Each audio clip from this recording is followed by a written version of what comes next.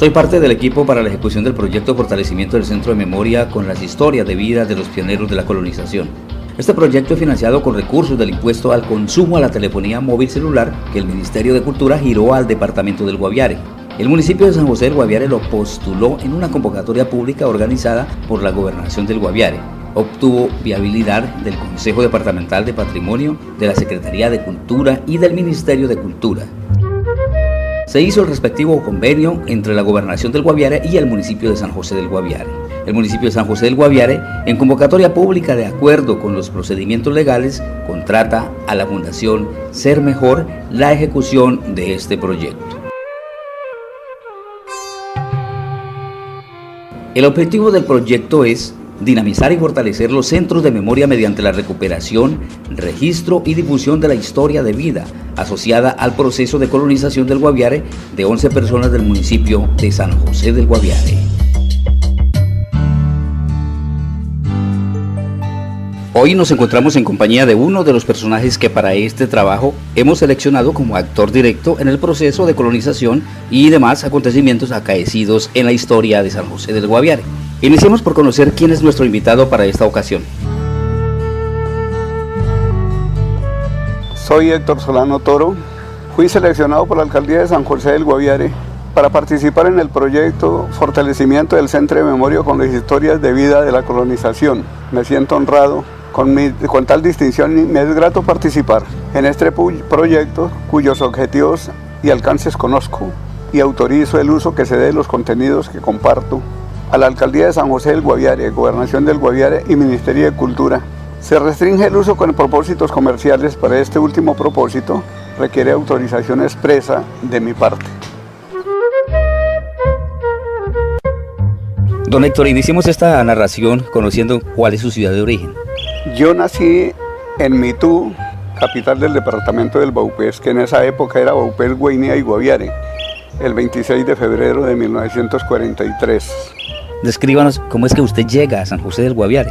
Mi padre ya se había vinculado a la zona de Miraflores con una empresa llamada La Ruber. La Ruber se trajo un poco de muchachos de esa época en el 35, en el año 35. Ellos pasaron por San José del Guaviare, que San José del Guaviare no existía todavía, eran 2 o 3 casas, más que todo eran viviendas indígenas y era un paso obligado para penetrar a la selva, porque el epicentro de la producción de caucho era en Miraflores. Entonces mi padre pasó para Miraflores con todos los llaneros que vinieron con él y se vincularon a la empresa Ruber en su condición de caucheros. Luego más tarde, cuando el caucho dejó de ser productivo, ya no se bajó el precio internacional porque se acabó la Segunda Guerra Mundial. Entonces mi padre se dejó la cauchería, se la dejó a un señor muy amigo de él, con el que en esa época ya estaba trabajando el caucho en la zona del Querarí. Era el papá de Démaro Cuellar, don Januario Yao Cuellar. Él trabajaba con mi papá y mi papá le dejó lo que corresponde desde el Papunagua hasta el Querarí. Esa era la zona que tenía mi papá como propiedad para poder explotar el caucho. Mi padre después de eso se vino para el Guaviare, más o menos en el año 52, porque ya no había nada que hacer en el Vaupés, el caucho se había acabado, ya no era, económicamente no era rentable. Se vino para San José. Él vino vinculado a la comisaría especial del Vaupés como motorista. Después fue operador de la primera planta que hubo acá, una plantica pequeña, una Lister BA12 de 5 kilovatios, que era la que alimentaba después un equipo que se llamaba el equipo de fonía. En esa época el equipo de fonía era el que comunicaba todos los centros de población como Miraflores, Carurú, Mitú, Yabarate, San José del Guaviare, más tarde el Caño Grande y más tarde Platanales, que ya veremos que esos dos poblaciones cambiaron de nombre y ahora se llaman El Retorno y se llama La Libertad. ¿Cuáles son los nombres de sus padres?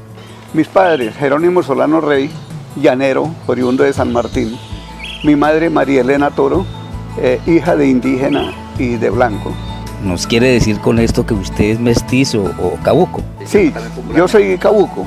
De acuerdo a su relato, habían aquí 3 casas. Propiamente, ¿en qué sitio estaban ubicadas esas casas?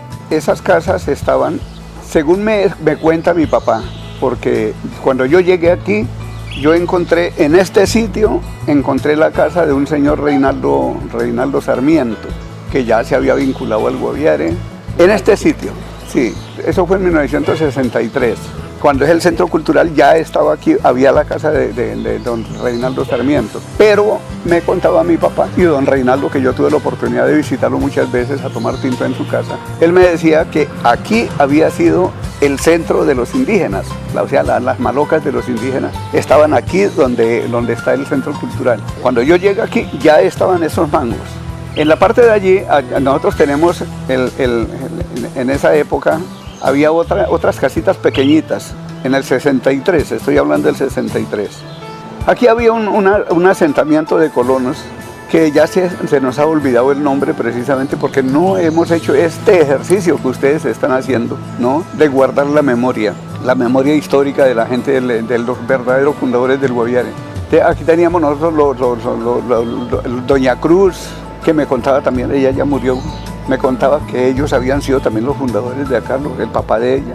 En realidad cuando yo llegué aquí en el 62, en el 63, estaban los Nievas, don Raúl Nievas, ya habían llegado los Mendozas, estaba don José Mendoza, estaba el papá de Guillermo Pulido, Odulio Pulido, que fue uno de los primeros comerciantes que se vincularon al Guaviare, estaba don Norberto Vargas, ¿no? Que él era un técnico agropecuario de la comisaría en esa época, lo habían mandado acá para que organizara un poquito la parte agrícola del Guaviare. Y estaba el papá de Fernando Angarita, que era el inspector de policía en esa época.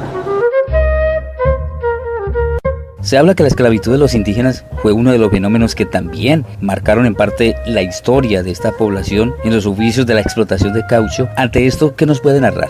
Bueno, la esclavitud que yo veía en esa época era primero sobre el endeudamiento. El endeudamiento era un endeudamiento que para mí en esa época que no podía conocer muy bien la cuestión de las transacciones comerciales.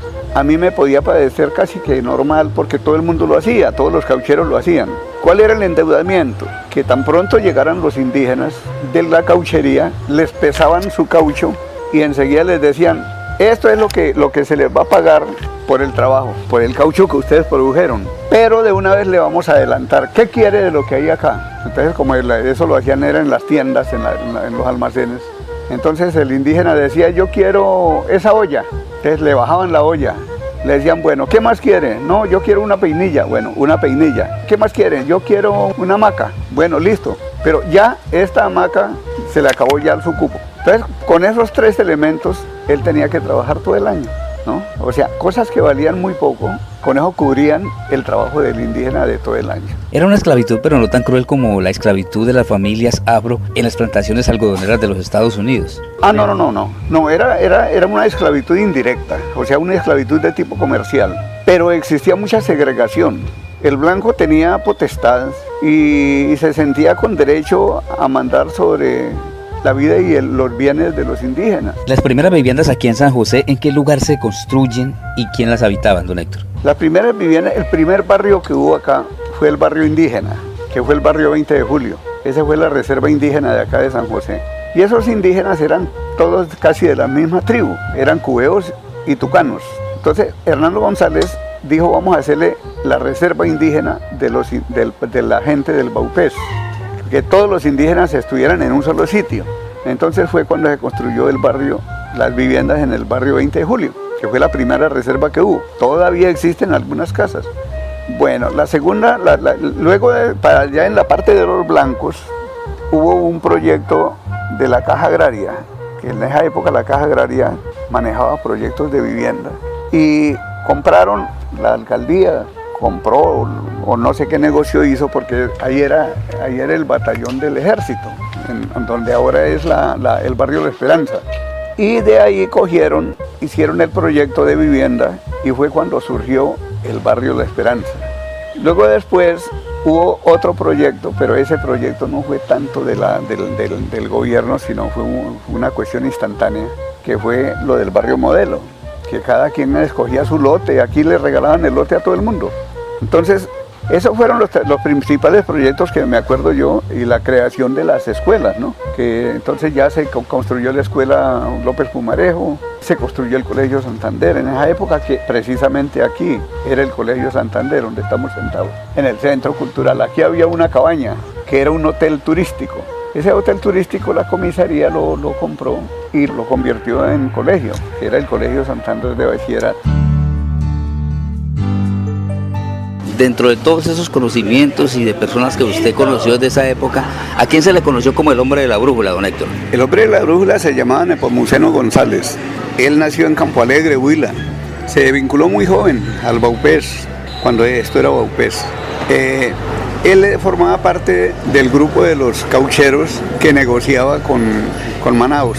En una época él llevaba el caucho para Manaos por orden de los de la Ruber y de allá traía la mercancía. Él era encargado como el caporal, como el de confianza de los gringos. Y un día se encontró en Manaos a un señor al que le decían el brujo. Entonces todo el mundo le decía el brujo y le tenían mucho respeto. Entonces un día tomando trago, el señor le contó a Nepomuceno que él no era brujo. Dijo, lo que pasa es que aquí la gente no entiende que uno maneja un aparato. Dijo, yo manejo este aparato que cabe en mi mano y me dice por dónde tengo que andar en la selva. Simplemente hay que buscar en esa época, pues no sé, creo que no se utilizaban las palabras coordenadas, pero sí hay que utilizar el rumbo. Entonces Nepomuceno le propuso que por qué no le vendía ese aparato. Él le dijo, no, en el próximo viaje yo le traigo uno de abajo. Entonces, en el tercer viaje que hizo Nepomuceno allá a Manaos, se encontró nuevamente con el personaje ese y él le dijo, bueno, le voy a vender la brújula, pero me da 3 bultos de caucho. 3 bultos de caucho era mucha plata. Entonces Nepomuceno bajó el caucho, hicieron el negocio. Ese señor le enseñó a manejar la brújula a Nepomuceno González, con la condición de que no se fuera a quedar a trabajar ahí en la zona del Brasil. Dijo, yo le enseño y le vendo, pero tiene que trabajar es en Colombia. Aquí no me venga a dañar usted el negocio a mí. Entonces Nepomuceno se vino con ese secreto y empezó a trazar un poco de trochas en Colombia. Entonces, como los indígenas no entendían nada de lo que estaba sucediendo, simplemente que él ponía la mano ahí, que era donde tenía la brújula, y decía por aquí, y los indígenas trazaban esa trocha, y llegaban exactamente a donde tenían que llegar. De ahí él hizo la trocha Calamar, la primera trocha Calamar San José del Guaviare, Calamar Platanales, Miraflores, Itacunema, Miraflores, Apoporis. Y también construyó, o sea, hizo la trocha ganadera, hizo la trocha boyacense y la trocha que lleva a la carpa. Ese fue el trabajo que él hizo. Pero entonces lo respetaban tanto que a él le decían que era el hombre de la brújula, porque ya no le decían brujo. Es decir, que la génesis de estas trochas que hoy nosotros conocemos y que podemos transitar de una manera pues muy cómoda, estuvieron en la sapiencia que don Puno le dio al manejo de ese aparato, la brújula. Claro, claro. Y el viejo me contaba las cosas de una manera jocosa. Él me decía, no, yo me río de que la gente a veces se queda mirándome y como que me teme, porque donde yo llego a una casa, a cualquier parte, la gente me tiene mucho respeto, pero es por lo que manejo la brújula. Don Puno era una persona que fumaba mucha pipa. El primer personaje que conocí yo que fumaba pipa aquí en el Guaviare fue él. Don Héctor Solano, queremos agradecerle por los grandes aportes que usted nos ha proporcionado para la construcción de la historia de San José del Guaviare. No, a ustedes y a la alcaldía por tenernos en cuenta para este proyecto que me parece muy importante. Cuando un pueblo se olvida de su historia, tiene derecho a repetirla.